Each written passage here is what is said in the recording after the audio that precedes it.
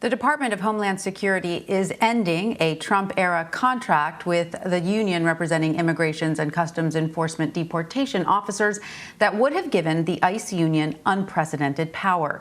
The day before President Biden's inauguration, the agreement was signed by former DHS official Ken Cuccinelli. Federal law gives the agency 30 days to review such an agreement once signed. The deal would have allowed the ICE union to, quote, indefinitely delay new agency policies put in place by the Biden administration. According to a whistleblower complaint first reported by the New York Times, this contract would have, in essence, given the union veto power over policymaking at DHS. Ken Cuccinelli joins me now from Washington. He is a visiting fellow at the Heritage Foundation, a conservative think tank.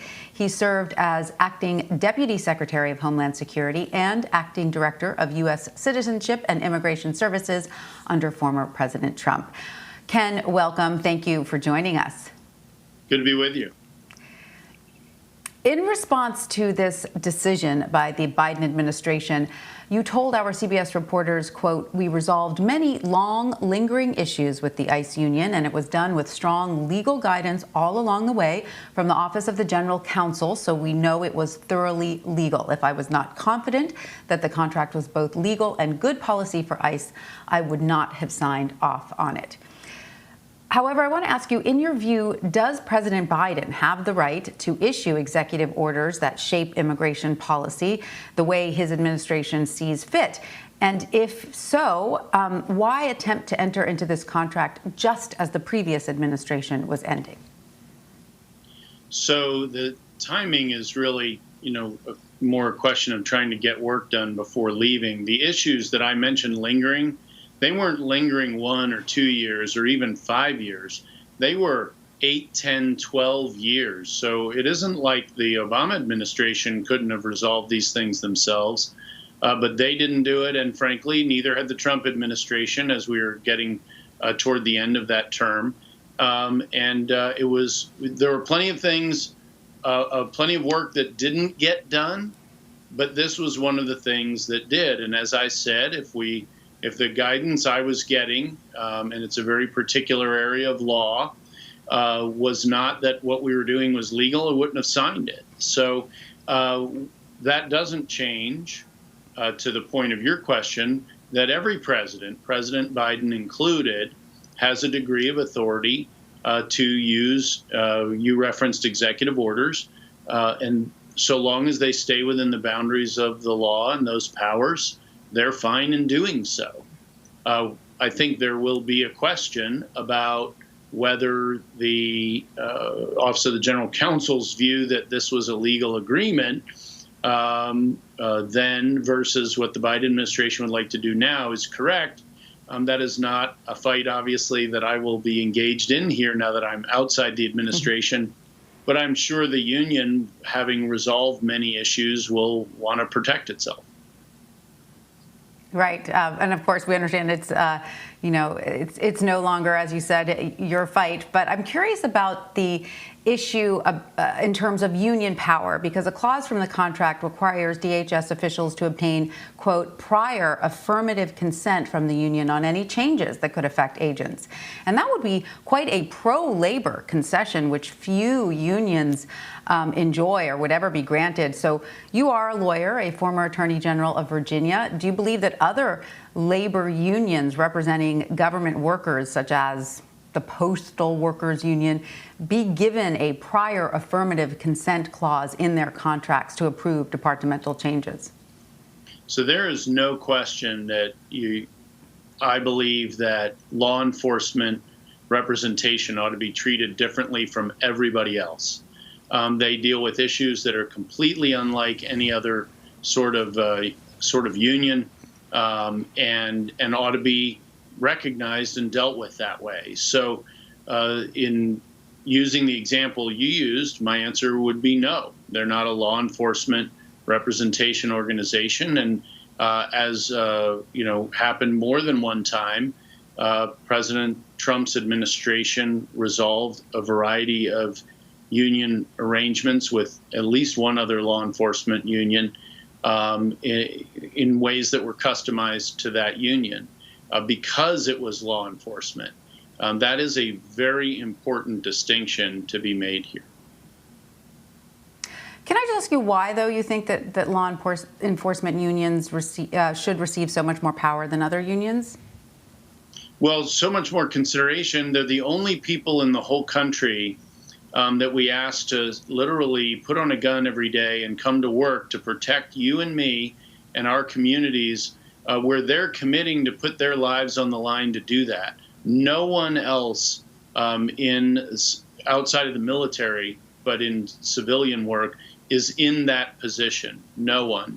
And that needs to be acknowledged, and it needs to be protected.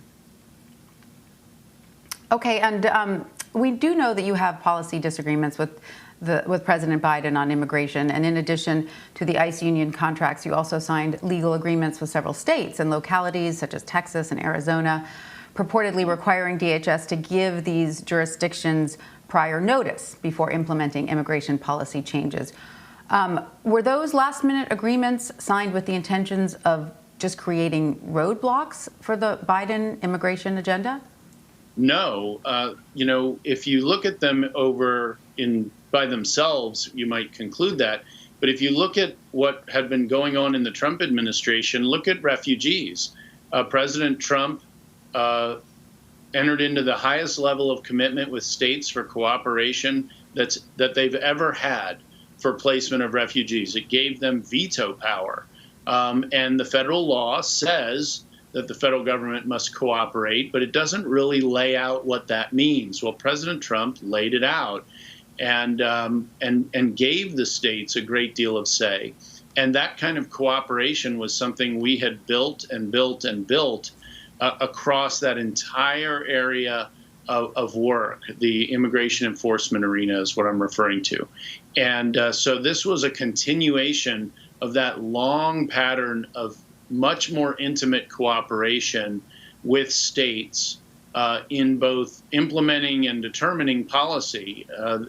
We consulted more and more with them, and I think those that were engaged in it would tell you more than any of the prior administrations that they could remember.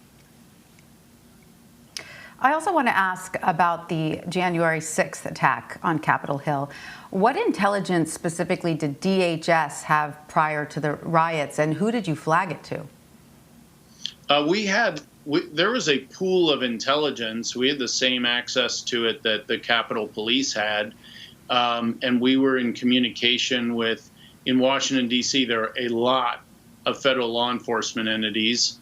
Just in the Department of Homeland Security, the two sort of on point for these sorts of issues in Washington, D.C. are the U.S. Secret Service, no surprise, and what's called the Federal Protective Service, an arm of the Department of Homeland Security people hadn't been familiar with until the Portland riots began last year.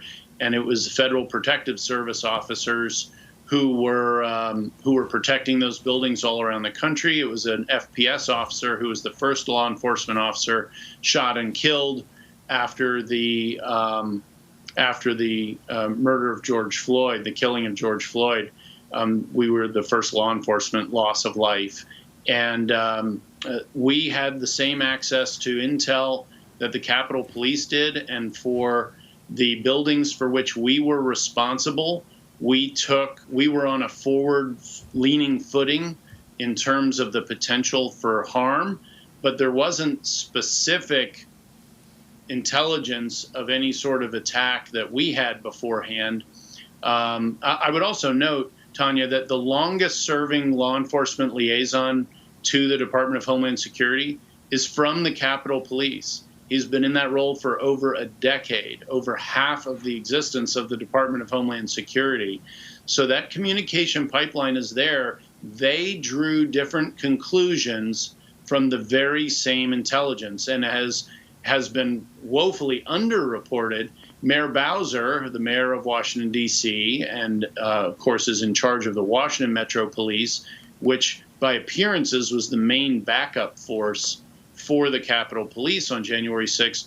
She told us in the days before, stay away. We don't want any more of your federal officers here. We've got this. And clearly they didn't. And we can't go in without a request. You can't have a bunch of armed officers with different uniforms rushing in to a dangerous situation. When the Capitol Police asked the Department of Homeland Security, specifically the Secret Service and the Federal Protective Service, to assist, they immediately went to the Capitol Police's aid. But at that point, they just weren't prepared.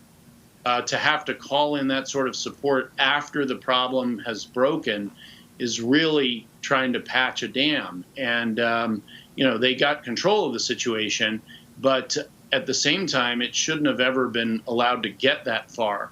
But they were so woefully unprepared. I've never seen a law enforcement organization that unprepared for what was coming. It was a terrible day indeed. Well, Ken Cuccinelli, thank you so much for joining us. We appreciate your time. My pleasure. Good to be with you.